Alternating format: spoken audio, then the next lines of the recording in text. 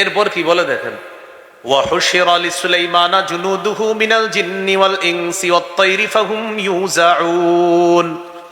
সুলাইমান নবীর জন্য সমবেত করা হয়েছে জুনুদুহু তার সৈন্যদেরকে, মিনাল জিন্নি জিনদের থেকে, ওয়াল ইনসি মানুষদের থেকে, ওয়াত তায়রি পাখিদের থেকে, ফাহুম ইউজাউন তাদেরকে নিয়ন্ত্রণ করা হতো, তাদেরকে সুবিন্যস্ত করে দাঁড় করানো হতো, তাদেরকে সুবিন্যস্ত করে দলে দলে বিভক্ত করা হতো, জিন ইনসান পাখিদেরকে। এই জাতীয় ক্ষমতা আল্লাহ তাআলা সুলাইমান নবীকে দিয়েছেন। মানুষের উপর, জিনের উপর, পাখির উপরও আল্লাহ তাকে ক্ষমতা দান করছেন। তো একদিন সুলাইমান নবী কাফেলা নিয়ে রওনা করলেন। হাত্তা ইযা আতাউ আলা ওয়াদিন নাম, যাইতে যাইতে তিনি যখন পিঁপড়ার উপত্যকায় উপনীত হলেন, পিঁপড়ার রানী, এই রানী পিঁপড়াদেরকে ডেকে বললেন, ক্বালাত নামলাতু ইয়া আইয়ুহান নামলু দুখুলু মাসাকিনাকুম। পিঁপড়ার রানী পিঁপড়াদেরকে ডেকে বললেন, ও পিঁপড়া সম্প্রদায়, তোমরা তাড়াতাড়ি ঘরে ঢুকো, গর্তে প্রবেশ করো। লা ইয়াহতিমান্নাকুম সুলাইমান ওয়া জুনুদুহু ওয়া হুম লা ইয়াশউরুন। সুলাইমান নবী এবং তার সৈন্যবাহিনী না জেনে তোমাদেরকে যেন পায়ের নিচে পিষে না ফেলে, তাড়াতাড়ি তোমরা ঘরে প্রবেশ করো। তো পাখির এই ভাষাটা সুলাইমান নবী বুঝে ফেলে একটা হাসি দিছে। সুবহানাল্লাহ। ফাতাবাসসামা দাহিকাম মিন কাওলিহা, পুরো বিষয়টা বুঝবেন। সুলাইমান নবী পিঁপড়ার ভাষা বুঝে একটা স্মিত হাসি দিলেন। وقال ربي أوزعني أن أشكر نعمتك التي أنعمت علي وعلى والدي। সাথে সাথে বললেন, ও আমার রব, আমাকে তৌফিক দান করেন, আমি যেন আপনার নেয়ামতের শুকরিয়া আদায় করতে পারি। যে নেয়ামত আমার উপর দান করেছেন, কি নেয়ামত? আমাকে পাখির ভাষা শিক্ষা দিয়েছেন, মানুষের উপর, জিনের উপর, পাখির উপর আমাকে কর্তৃত্ব দিয়েছেন। শুধু তাই না, আমি বাতাসকে কথা বললে সেই বাতাসও আমার কথা শোনে, আপনি বাতাসকেও আমার অনুগামী করে দিয়েছেন। এখন একটু বুঝেন আমার মূল কথা। তো সুলাইমান নবী বলতেছে, আল্লাহ আমাকে তৌফিক দেন, আমি যেন আপনার নিয়ামতের শুকরিয়া আদায় করতে পারি। যে নিয়ামত আমাকে দিয়েছেন আমার বাবাকেও দিয়েছেন। ওয়া আন আ'মালা সালিহান তারদাহ, আল্লাহ আমি যেন এমন ভালো কাজ করতে পারি যে কাজে আপনি খুশি হন। ওয়া আদখিলনি বিরহমাতিকা ফি ইবাদিকাস সালিহিন, আল্লাহ আপনি আপনার রহমতের মাধ্যমে আমাকে আপনার নেক বান্দাদের ভিতরে প্রবেশ করায়া দেন, অন্তর্ভুক্ত করেন। আয়াতের অনুবাদগুলা মজা করে শুনছেন, এবার মূল কথাটা শুনেন। সুলাইমান নবী নবুয়ত পাওয়ার পর, রাজত্ব পাওয়ার পর, পাখির ভাষা বুঝে, বাতাসের কথা সব কিছু বুঝার পরেও সুলাইমান নবী শুকরিয়া আদায় করে কার? সব কৃতিত্ব দিতেছে কাকে? এই জন্য মুসলিম শাসক যিনি হবে তার এক নাম্বার গুণ হবে তিনি আল্লাহমুখী হবে, আখিরাতমুখী হবে। দেখি পরীক্ষা নেই, মুসলিম শাসকের কাজ কয়টা? কয়টা? এক নাম্বার নামাজ কায়েম করা, দুই নাম্বার যাকাত, তিন নাম্বার সৎ কাজের আদেশ, চার নাম্বার অসৎ কাজের নিষেধ। এখন আমরা জানতেছি মুসলিম শাসকের গুণ, এক নাম্বার গুণ কি মুখী হওয়া? আল্লাহ। মাশাআল্লাহ। মুসলিম শাসকের দুই নাম্বার গুণ ইনসাফ কায়েম করা। কি কায়েম করা? ইনসাফ কায়েম করা। সূরা সদের 26 নম্বর আয়াতে আল্লাহ বলেন, ইয়া দাউদ ইন্না জাআলনাকা খলিফাতান ফিল আরদ, হে দাউদ আমি আপনাকে পৃথিবীতে খলিফা বানিয়েছি। তো আল্লাহ তাআলা সাথে সাথে বললেন, ফাহকুম বাইনান নাসি বিল হক, আপনি মানুষের মাঝে ইনসাফ করবেন, মানুষের মাঝে বিচার করবেন সঠিকভাবে। সুবহানাল্লাহ। দাউদ আমি আপনাকে দুনিয়াতে খলিফা বানিয়েছি, ফাহকুম বাইনান নাসি বিল হক, আপনি সঠিকভাবে মানুষের মাঝে বিচার করবেন। ওয়ালা তাত্তাবিল হাওয়া, আপনি কুপ্রবৃত্তির অনুসরণ করবেন না, নিজের মনের কথা শুনবেন না, আমি আল্লাহ যেভাবে বলি সেভাবে শুনবেন। ফায়ুদিল্লাকা আন সাবিলিল্লাহ, আপনি যদি নিজের মন মতো ফয়সালা করেন তাহলে এই নিজের মন মতো চলাটা আপনাকে আল্লাহর রাস্তা থেকে দূরে সরায়া দিবে। বলেন নাউজুবিল্লাহ। ইন্নাল্লাযীনা ইয়াদিল্লুনা আন সাবিলিল্লাহ, নিশ্চয়ই যারা আল্লাহর রাস্তা থেকে দূরে সরে যায়, পথভ্রষ্ট হয়ে যায়, লাহুম আযাবুন শাদীদুম বিমা নাসু ইয়াউমাল হিসাব, হিসাবের দিন ভুলে যাওয়ার কারণে তাদের জন্য রয়েছে কঠিন শাস্তি। তাহলে কি বোঝা গেল? যারা মুসলিম শাসক হয় তারা অন্যায় কাজ তখন করে যদি হিসাবের দিনটা তারা ভুলে যায়, অপকর্ম তখন করে যদি হিসাবের দিন ভুলে যায়। কোরআনের বিরুদ্ধে, হাদিসের বিরুদ্ধে, ইসলামের বিরুদ্ধে কোনো মুসলিম শাসক তখন কথা বলে যদি তার আখেরাতের কথা স্মরণ না থাকে। কিসের বিরুদ্ধে বললাম? কোরআন। বলেন কিসের বিরুদ্ধে? কোরআনের বিরুদ্ধে, ইসলামের বিরুদ্ধে মুসলিম শাসক তখন বলে যখন তার আখেরাতে যে একটা হিসাব আছে এটা যখন ভুলে যায়, তখন যা মন চায় তা করে, বরং মন মতো কারো এজেন্ডা বাস্তবায়নের পিছনে লেগে যায়। এটা কিন্তু আপনারা মনে রাখবেন। এই জন্য আমি আগে বলছি, এখনো আমরা সেভ না। বৃষ্টি থেকে বাঁচার জন্য এখন ঝর্ণার নিচে আছি আমরা, এখনো পানি মুক্ত হতে পারিনি। বৃষ্টি থেকে বেঁচে ঝর্ণার নিচে আছি। কিসের নিচে? মানে কি পানি বৃষ্টির নিচেও পানি, ঝর্ণার নিচেও কি? এই কথা গবেষণা করবেন, এটা কি বুঝাইলাম? আল্লাহ আমাদেরকে বুঝার তৌফিক দান করেন। মুসলিম শাসকের 2 নাম্বার গুণ হবে সঠিকভাবে ফয়সালা করা, ইনসাফ করা। মুসলিম শাসকের 3 নাম্বার গুণ, সেটা হলো মুসলিম শাসক অন্যায়ের পথ পরিহার করে চলবে সদা সর্বদা। কিসের পথ বলেন তো? অন্যায়ের। সূরা আরাফের 142 নম্বর আয়াতে আল্লাহ বলেন, ওয়াওয়া'আদনা মূসা 30 লাইলা ওয়া আতমামনাহা বি'আশরিন ফাতাম্মা মিকাতু রাব্বিহি 40 লাইলা ওয়া ক্বালা মূসা লিআখিহি হারুন আখলুফনি ফি কওমি وأصلح ولا تتبع سبيل المفسدين। আল্লাহ বলেন ওয়াওয়া'আদনা মূসা 30 লাইলা, আমি মূসা নবীকে 30 রাতের ওয়াদা করলাম যে তিনি আমার কাছে আসবে, পাহাড়ের উপর তিনি 30 রাত ইতিকাফ করবে। কয় রাতের ওয়াদা করলাম? 30 রাত। 30 রাতের পর আমি কি করলাম? ওয়া আতমামনাহা বি'আশরিন, আমি আল্লাহ আরো 10 দিয়ে সেটাকে পুরা করলাম। তাহলে 30 আর 10 কত হয়? 40। ফাতাম্মা মিকাতু 40 লাইলা মিকাতু রাব্বিহি 40 লাইলা, 30 আর 10 রবের নির্দিষ্ট ওয়াদাটা হয়ে গেল মোট 40 রাতে। তাহলে রবের নির্ধারণ করা সময়টা হয়ে গেল কয় রাত? 40 রাত। প্রথমে আল্লাহ নির্বাচন করেছেন কয় রাত? 30। এরপরে আরো 10, 40।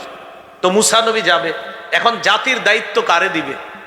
ভাই হারুনকে বললেন, ওয়াকালা মূসা লিআখিহি হারুন আখলুফনি ফি কওমি, মূসা নবী তার ভাই হারুনকে বললেন, ও ভাই হারুন, উখলুফনি ফি কওমি, তুমি আমার জাতির মাঝে আমার অনুপস্থিতিতে আমার প্রতিনিধিত্ব করবা। এরপরে কি বলে দেখেন, ওয়া আসলিহ, সঠিকভাবে তুমি প্রতিনিধিত্ব করবা, সব বিষয়গুলা সঠিকভাবে সংশোধন করবা। ওয়ালা তাত্তাবি' সাবিলাল মুফসিদিন, ফাসাদ সৃষ্টিকারীদের রাস্তা তুমি অনুসরণ করো না, ফাসাদ সৃষ্টিকারীদের রাস্তা তুমি অনুসরণ করবা না, এটা বলে দিলেন। এই গেল 3 নাম্বার। তাহলে কি শিখলাম? অন্যায়ের পথ পরিহার করা, এটা মুসলিম শাসকের 3 নাম্বার কাজ। মূসা নবী হারুন নবীকে যখন প্রতিনিধি বানিয়ে যাচ্ছেন বলে দিলেন, সাবধান, সঠিকভাবে কাজ করবা, অন্যায়ের পথ পরিহার করে চলবা। তাহলে মুসলিম শাসকের 3 নাম্বার গুণ অন্যায়ের পথ পরিহার করা। 4 নাম্বারটা মন দিয়ে শোনেন, খুব মন দেন। 4 নাম্বার মুসলিম শাসকের 4 নাম্বার গুণ,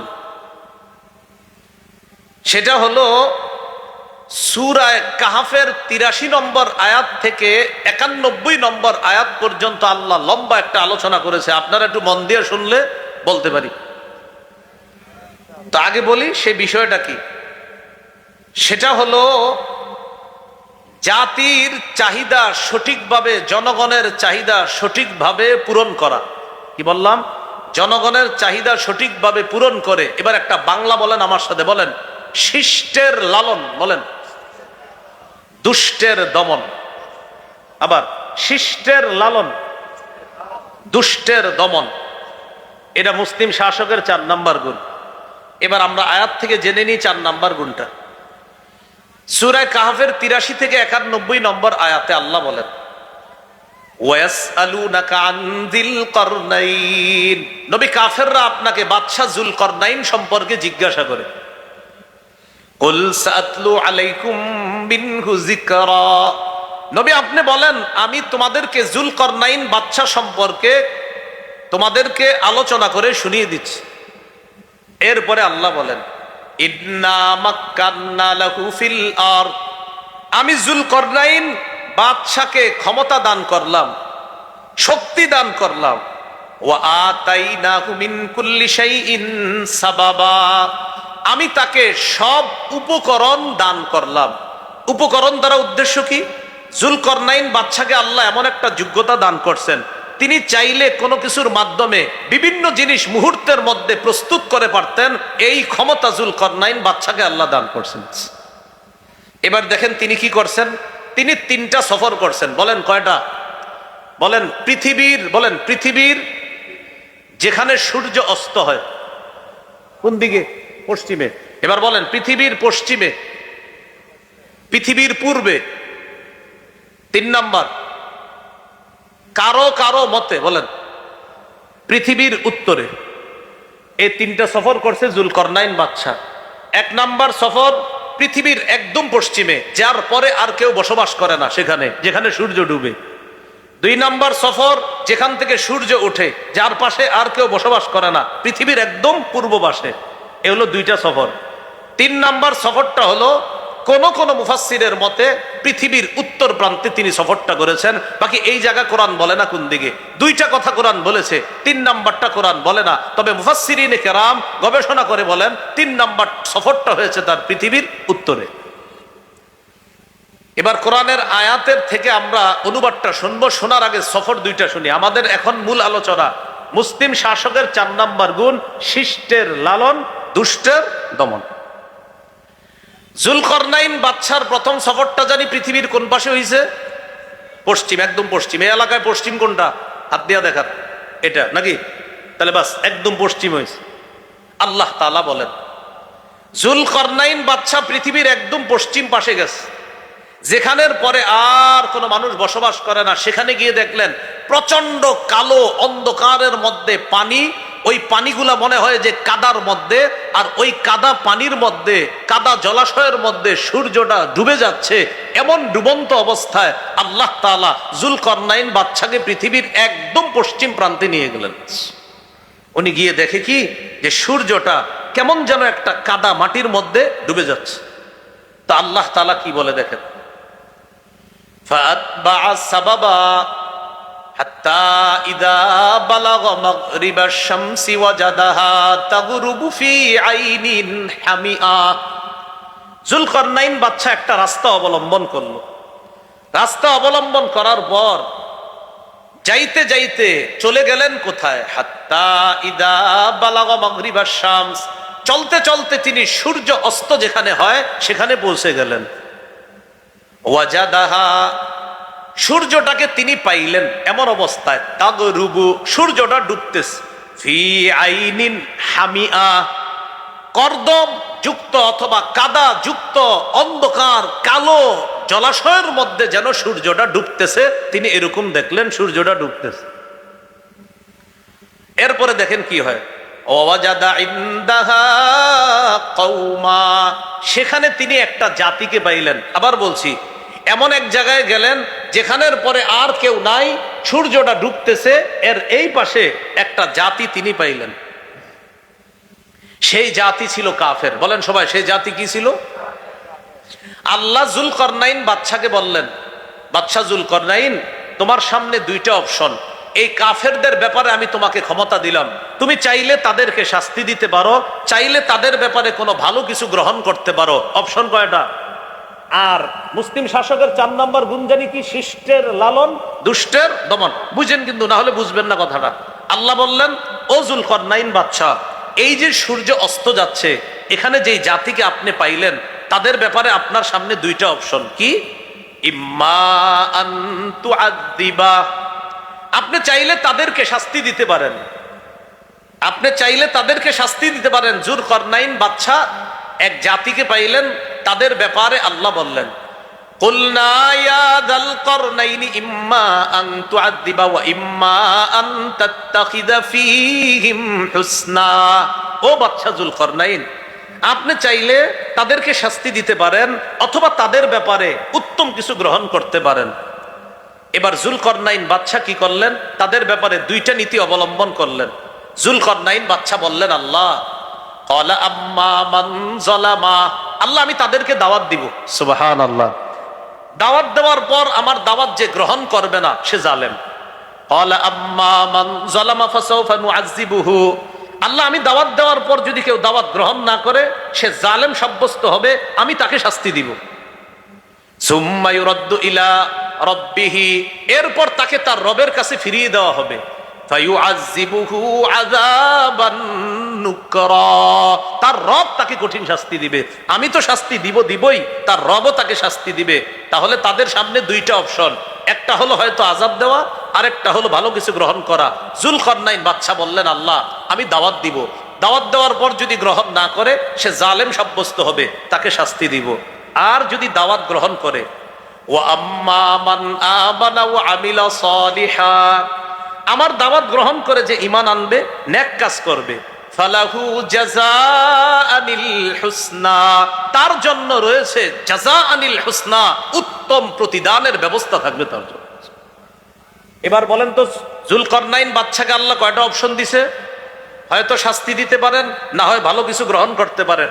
যুলকারনাইন বাদশা বুদ্ধিমত্তা খাটিয়ে বললেন, আল্লাহ আমি তাদের সামনে দাওয়াত পেশ করব, দাওয়াত যারা গ্রহণ করবে না তাদেরকে দিব শাস্তি, যারা গ্রহণ করবে তাদের জন্য রয়েছে উত্তম প্রতিদান। তাহলে শাস্তি যাদেরকে দিবে এটা হলো দুষ্টের দমন, উত্তম প্রতিদান যাদেরকে দিবে এটা হলো শিষ্টের লালন। আল্লাহ জানে বুঝছে কিনা? যাদের ব্যাপারে উত্তম কিছু গ্রহণ করবে এটা হলো শিষ্টের লালন, আর যাদেরকে শাস্তি দিবে এটা হলো দুষ্টের দমন, যে এগুলা ভালো না, এগুলা দেশের জন্য সমস্যা, এটা হলো দুষ্টের দমন। আর যারা ভালো এটা হলো শিষ্টের লালন। তাহলে এখান থেকে বোঝা যায় দেশের জন্য যারা কল্যাণের কাজ করে তাদেরকে দেশের পক্ষ থেকে লালন করা দরকার, দেশের ক্ষতি যারা করতে চায় তাদেরকে দমন করা দরকার। এটা হলো মুসলিম শাসকের 4 নাম্বার গুণ। মনে থাকবিনি বাংলাটা, শিষ্টের লালন, দুষ্টের দমন। তো যাই হোক, এটা হলো পৃথিবীর পশ্চিম পাশের কথা। এবার দ্বিতীয় সফরটা কোথায় করছে উনি? সুম্মা আতবাআ সাবাবা, এরপর আরেক রাস্তা ধরলেন তিনি। আল্লাহু আকবার। একদম পশ্চিম থেকে সফর করে পৃথিবীর পুরা পূর্ব পাশে চলে গেছে। হাত্তা ইদা বালাগা মাতলিআশ শামসি, চলতে চলতে তিনি চলে গেলেন সূর্য যেখানে উদিত হয় সেখানে। সেখানে যাওয়ার পর এক জাতিকে পাইলেন, সেই জাতীয় ওই জাতির মতো, তাদের ব্যাপারে আল্লাহ দুইটা অপশন দিয়েছেন। যদিও আয়াতে অপশনের কথা নাই, তবে মুফাসসিরিন কেরাম বলেন অপশনের কথা যদিও আয়াতে নাই, কিন্তু ওই আয়াত পূর্বর পশ্চিমের যে ঘটনাটা, ওই ঘটনা আর পূর্বের ঘটনা একই রকম। কারণ তিনি পৃথিবীর পশ্চিম পাশে গিয়ে যাদেরকে পেয়েছে তারাও ছিল কাফের, আর পৃথিবীর পূর্ব পাশে যাদেরকে পেয়েছে তারাও কাফের। আর কাফেরদের ব্যাপারে আল্লাহ বলে দিলেন দুইটা কাজ গ্রহণ করতে পারেন, হয়তো শাস্তি, না হয় ভালো কিছু। তখন তিনি ওই পূর্ব পাশে যাওয়ার পরেও তিনি তাদের সামনে দাওয়াত দিলেন। দাওয়াত দেওয়ার পর যারা দাওয়াত গ্রহণ করলো না তাদেরকে শাস্তি দিলেন, শত্রু হিসাবে চিহ্নিত করে। আর যারা দাওয়াত গ্রহণ করলেন তাদেরকে শিষ্টের লালন হিসাবে তাদের জন্য উত্তম পুরস্কারের ব্যবস্থা করলেন। এগুলো মুসলিম শাসকের 4 নাম্বার গুণ। মুসলিম শাসকের 5 নাম্বার গুণ, বলেন আমার সাথে, জাতির কল্যাণে, বলেন অকাতরে বিলিয়ে দেওয়া। মুসলিম শাসক কি করবে? জাতির কল্যাণে সব বিলিয়ে দিবে। এটা কোথায় পাবো আমরা? এটা পাবো ওনার 3 নাম্বার সফরে। কার? ওই যুলকারনাইন বাদশার 3 নাম্বার সফর। যেটা এই 3 নাম্বার সফরের কথা অনেকে আপনারা ঘরে কোরআন পড়েন, এটা পাবেন কোথায়? এটা পাবেন সূরা কাহাফের 92 থেকে 97 নম্বর আয়াত। এই আয়াতে আল্লাহ বলেন সুম্মা আতবাআ সাবাবা, যুলকারনাইন বাদশা আরেকটা রাস্তা ধরলেন। হাত্তা ইদা বালাগা বাইনা সাদদাইনি, তিনি যাইতে যাইতে 2 পাহাড়ের মাঝে গিয়ে পৌঁছলেন। বলেন তো আল্লাহ বলে নাই এটা কোন এলাকায়, তবে মুফাসসিরিনে কেরাম বলেছিলেন এটা পৃথিবীর কোন পাশে? উত্তর পাশে। তো জুলকারনাইন বাদশা দুই পাহাড়ের মাঝে গিয়ে যখন পৌঁছার পর সেখানে এক জাতিকে পাইলেন। সেই জাতি কেমন জানেন? লা ইয়াকাদুনা ইয়াফকাহুনা কাওলা। ওই জাতি তারা মানুষ, কিন্তু তারা জুলকারনাইন বাদশার কথা বুঝে না। এখন জুলকারনাইন বাদশার কথা যেহেতু বুঝে না, জুলকারনাইন বাদশাকে তারা কিছু বলতে চায় কিন্তু বুঝাইতে পারে না, প্রকাশ করতে পারে না, কারণ জুলকারনাইন বাদশা যা বলে ওরা বুঝতেছে না। তখন জুলকারনাইন বাদশা কি করলেন? ইশারার মাধ্যমে তাদের সাথে কথা বললেন। জুলকারনাইন বাদশা তাদের সমস্যাগুলা শুনলেন কিসের মাধ্যমে? ইশারা। কোন কোন মুফাসসিরিন কেরাম বলেন না, দুভাষীর মাধ্যমে তাদের কথা শুনলেন।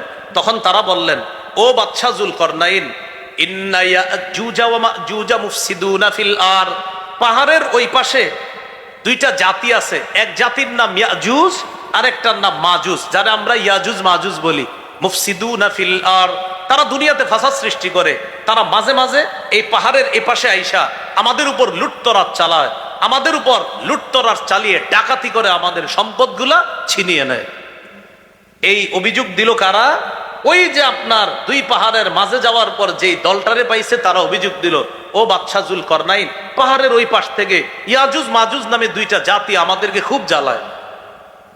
তখন তারা একটা প্রস্তাব দিল, ফাহাল নাজআলু লাকা খারজান আলা আন তাজআলা বাইনানা ওয়া বাইনাহুম সাদ্দা। বাদশা জুলকারনাইন, আমরা আপনাকে কর দিব, কর দেওয়ার বিনিময়ে আপনি কি আমাদের মাঝে আর ওই ইয়াজুজ মাজুজের মাঝে একটা প্রতিবন্ধক বানাই দিতে পারবেন? এটা কাকে বলল? জুলকারনাইন বাদশা। বাদশা জুলকারনাইন বললেন, আমার টাকা পয়সা লাগবে না, সুবহানাল্লাহ, আমাকে কর দিতে হবে না, আমি তোমাদেরকে অকাতরে বিলিয়ে দিব ইনশাআল্লাহ, আল্লাহ আমাকে যথেষ্ট দিয়েছেন। তখন জুলকারনাইন বাদশা কি বললেন? ক্বালা মা মাক্কান্নী ফীহি রাব্বী খায়রুন। আল্লাহ আমাকে যে ক্ষমতা দান করেছেন এটা অনেক উত্তম, এটা অনেক কল্যাণ। ফাআইনুনি বিকুওয়া, তোমরা আমার একটু সহযোগিতা করবা, আমাকে সাহায্য করো শক্তি দিয়ে। শক্তি মানে হাত দিয়ে পা দিয়ে সাহায্য করবা। কিভাবে? আতুনি জুবারাল হাদিদ, লোহার পাত আনো তোমরা। কি আনো? লোহার পাত। বলেন লোহার কি? পাত। এই লোহার পাত আনার পর বুঝতে হবে কিন্তু, তাকান, দুই পাহাড়, এই যে দুই পাহাড়, মনে করেন দুই পাহাড়ের মাঝে ফাঁকা, লোহার পাতগুলা আইনা দুই পাহাড়ের মাঝখানে রাখতে লাগলো। লোহার পাত আইনা দুই পাহাড়ের মাঝে রাখলো। এখন প্রশ্ন, লোহার পাত আনবে, এত টাকা পয়সা কে দিবে, খরচ কে দিবে? জুলকারনাইন বাদশা বললেন, সমস্যা নাই, লোহা যত লাগবে এটার যেই ব্যয়ভার বহন করা লাগে সব আমি করবো, নিয়ে আস। এই লোহা ফালাইতে ফালাইতে ফালাইতে ফালাইতে, আচ্ছা এটার দিকে তাকান, এক পাহাড় এক পাহাড়, দুই পাহাড়ের মাঝখানে ফালাইতে ফালাইতে এবার দুই পাহাড়ের চূড়া পর্যন্ত, একদম উঁচা পর্যন্ত এইভাবে মিডল বরাবর শুধু লোহা আর লোহা। পাহাড়ের মাঝখানে যেন ইয়াজুজ মাজুজ আসতে না পারে। এবার শোনেন তো, লোহাই না ফালাইলো, মাঝে মাঝে তো একটু ফাঁকা টাকাও থাকতে পারে লোহা যেহেতু, কারণ এটা তো শুধু ফালাইছে, এখন ইয়াজুজ মাজুজ তো আইসা এটারে ধইরা সরায় ফেলতে পারে। তখন জুলকারনাইন বাদশা কি বললেন? জুলকারনাইন বাদশা কি করলেন দেখেন, হাত্তা ইদা সাওয়া বাইনাস সাদাফাইন, যখন তিনি দুই পাহাড়ের চূড়া দুইটাকে মিডল করলেন, দুই পাহাড়ের চূড়া দুইটার মাঝখানে যখন এইভাবে মিডল করলেন লোহার পাতগুলা ফালাইতে ফালাইতে, তখন তিনি বললেন, কি বললেন? ক্বালানফুখু, এই তোমরা আগুনের মধ্যে হাওয়া দাও, তোমরা আগুনের মধ্যে হাওয়া দাও, প্রচুর হাওয়া দাও, লোহায় আগুন ধরাও আর এখানে হাওয়া দাও। কি দাও? হাওয়া। তখন লোহার মধ্যে হাওয়া দেওয়া হলো, প্রচুর আগুন দেওয়া হলো, হাওয়া দেওয়া হলো। হাত্তা ইদা জালাহু নারা, যখন হাওয়ার মাধ্যমে তামা তৈরি হলো, আপনার আগুনকে যখন কয়লায় পরিণত করা হলো, তখন জুলকারনাইন বাদশা বললেন, কয়লা হয়েছে না, এবার এক কাজ করো তোমরা, আতুনি, তামা নিয়ে আসো, উফরিগ আলাইহি কিতরা, আমি তামাগুলা এবার এই লোহার উপর ঢেলে দিব। তখন তিনি ওই গলিত তামা লোহার উপর ঢেলে দিলেন। লোহার উপর ঢালার পর ওই নিচ থেকে পাহাড়ের চূড়া পর্যন্ত লোহাগুলা তামার মাধ্যমে একটা আরেকটার সাথে মিলে মিশে সমস্ত ছিদ্র বন্ধ হয়ে গেছে। কেমন ভাবে বন্ধ হয়েছে আল্লাহ বলেন, এই পজিশন হয়েছে, ফামাসতাউ আইয়াযহারুহু ওয়া মাসতাতাউ লাহু নাকাবা। ইয়াজুজ মাজুজ ওই পাহাড়ের মাঝে যেই দেয়াল দেওয়া হয়েছে লোহার, আর ওই যে তামা দিয়ে যেটা তৈরি করা হয়েছে প্রাচীর, এই প্রাচীরের উপরে তারা উঠতে পারে না। ওয়ামাস্তাতাউ লাহু নাকাবা, তারা কোনো ফাঁক ফোকরও পায় না এই পাশে আসার জন্য। এখন আসেন যে বিষয়টা জানলাম, জাতির এই সমস্যা সমাধানে শাসক এগিয়ে আসলেন, অকাতরে বিলিয়ে দিলেন। তাদের কাছ থেকে কোনো পারিশ্রমিক চেয়েছে? বলেন সবাই। অথচ আপনি এমনও রাষ্ট্র পাবেন যে রাষ্ট্রে আপনি একটা চাকরির জন্য 20 লাখ 25 লাখ 30 45 50 1 কোটিও দিতে হয়। এটা তো হলো না। তাহলে মুসলিম শাসকের 5 নাম্বার বৈশিষ্ট্য, অকাতরে তিনি বিলিয়ে দিবে, জাতির সমস্যার সমাধান করবে। 6 নাম্বার বৈশিষ্ট্য মুসলিম শাসকের, সেটা হলো তিনি জাতির জন্য কিছু করতে পেরে আল্লাহর শুকরিয়া আদায় করবে। সুবহানাল্লাহ। দলিল সূরা কাহাফের 98 নম্বর আয়াত। যুলকরনাইন বাদশা তাদের জন্য এত কিছু করার পর তিনি বললেন, হাদিহি রাহমাতুম মির রাব্বি, হাদা রাহমাতুম মির রাব্বি, এটা আমার রবের পক্ষ থেকে দয়া অনুগ্রহ। তবে শোনো, এই যে প্রাচীর আমি তৈরি করলাম, আমার রব তৌফিক দিয়েছে তাই তৈরি করলাম। ফাইদা জাআ ওয়াদু রাব্বি, আমার রবের ওয়াদা যখন আসবে, এই ওয়াদা মানে কিয়ামতের আগে ইয়াজুজ মাজুজ বের হবে, জাআলাহু দাক্কা, এই প্রাচীরকে আল্লাহ তখন ধ্বংস করে দিবে। তাহলে এই প্রাচীর আমি নির্মাণ করলাম, আল্লাহ আমাকে তৌফিক দিয়েছে। তবে এই প্রাচীর মানুষ যদিও এটাকে কিছু করতে না পারে, তবে এটাকে একজন চূর্ণ বিচূর্ণ করতে পারার ক্ষমতা রাখে। তিনি কে? তাহলে এখানেও একজন প্রশাসক, একজন জনপ্রতিনিধি, মুসলিম শাসকের 6 নাম্বার বৈশিষ্ট্য, মানুষের জন্য কিছু করতে পেরে তিনি নিজের কোনো ক্রেডিট নিবে না, বলবে আমার আল্লাহ তৌফিক দিয়েছে তাই আমি করতে পারলাম, এটা তিনি বলেন। এ হলো 6 নাম্বার। 7 নাম্বার বৈশিষ্ট্য, বলেন আমার সাথে, রক্ষণাবেক্ষণ সম্পর্কে, বলেন মজুদ সম্পর্কে, অর্থনীতি সম্পর্কে যথেষ্ট সজাগ থাকা। কি থাকা বলেন তো? যথেষ্ট সজাগ থাকা। সূরা ইউসুফের 55 নম্বর আয়াত। ইউসুফ আলাইহিস সালাতু ওয়াস সালাম মিশরের আজিজকে বললেন, ইজআলনি আলা খাজাইনিল আরদ, আমাকে আপনি খাদ্য গুদামের দায়িত্ব দেন, আমাকে আপনি অর্থ সম্পদ রক্ষণাবেক্ষণের দায়িত্ব দেন। এই কথা বলার পর তিনি বললেন, ইন্নী হাফিজুন আলিম, আমি রক্ষণাবেক্ষণকারী, আলিমুন, এবং যথেষ্ট বুদ্ধি রাখি এই ব্যাপারে। এই আয়াত দ্বারা কি বোঝা যায়? বুখারীর এক হাদিসে আছে, নেতৃত্ব চাওয়া নিষেধ। নবীজি বলছে নেতৃত্ব চেয়ে নিবা না, আল্লাহ দিলে ভালো কথা। কিন্তু এই আয়াত দ্বারা বোঝা যায় কখনো কখনো কোন পদ চেয়ে নেওয়া জায়েজ আছে। যখন দেখবে যে সারা দুনিয়া অযোগ্য লোকে ভরপুর, তখন যোগ্য যারা আছে তারা যোগ্যতার আসনে বসে যাওয়া এটা উচিত। দলিল এই যে ইউসুফ নবী বলতেছে যে শোনেন, খাদ্য ভান্ডার, এই খাদ্য গুদামের দায়িত্ব অন্য কাউরে দিয়েন না, খেয়ানত হতে পারে, আমাকে দেন, খেয়ানত হবে না। ইন্নী হাফিজুন, আমি রক্ষণাবেক্ষণকারী, আলিমুন, যথেষ্ট জ্ঞান রাখি এই ব্যাপারে। এখান থেকে বোঝা যায় আশেপাশে যদি মনে হয় অন্য মানুষের দ্বারা দেশের ক্ষতি হবে, রাষ্ট্রের ক্ষতি হবে, সেক্ষেত্রে যোগ্য ব্যক্তি যে তিনি নিজে থেকে এগিয়ে আসা, দায়িত্ব নেওয়া কর্তব্য। যদি দেখা যায় যে ক্ষতি হবে, তাহলে তার থেকে এটা কর্তব্য। এই জন্য ওলামায়ে কেরাম যারা আছে আমাদের দেশে, মাশাআল্লাহ বিজ্ঞ ওলামায়ে কেরাম আছে যারা এইসব বিষয়ে অন্তত আমানতদার, যে আলেম যদি কোনো খাদ্য গুদাম ইত্যাদির দায়িত্ব নেয়, অন্তত তার দ্বারা সামান্য পরিমাণ খেয়ানত হবে না।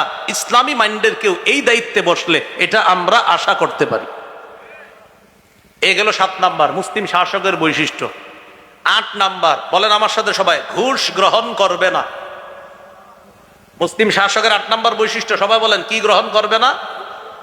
বলেন সূরা নামল 35-36 নম্বর আয়াত।